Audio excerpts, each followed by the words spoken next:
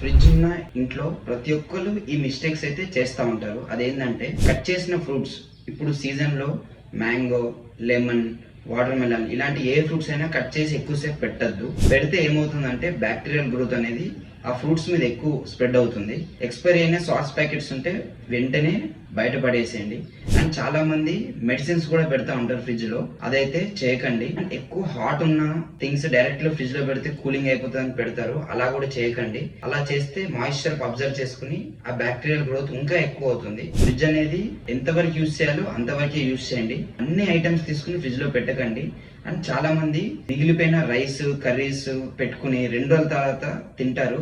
అది మళ్ళీ రీహీట్ చేసి కూడా తింటారు కదా, దానివల్ల మీ హెల్త్ ఇంకా డ్యామేజ్ అవుతుంది. సో ఇట్లాంటివి ఉంటే అవాయిడ్ చేయండి.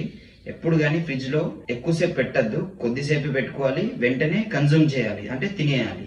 ఇప్పుడైతే అర్థమైంది కదా. ఈ రీల్ ఎవరికి షేర్ చేయాలో వాళ్ళకి షేర్ చేయండి. ఇట్లాంటి హెల్తీ టిప్స్ కోసం కేవీఆర్ హోమ్ మేకర్ ని ఫాలో అండ్ సబ్స్క్రైబ్ అయితే అవ్వండి. Thank you.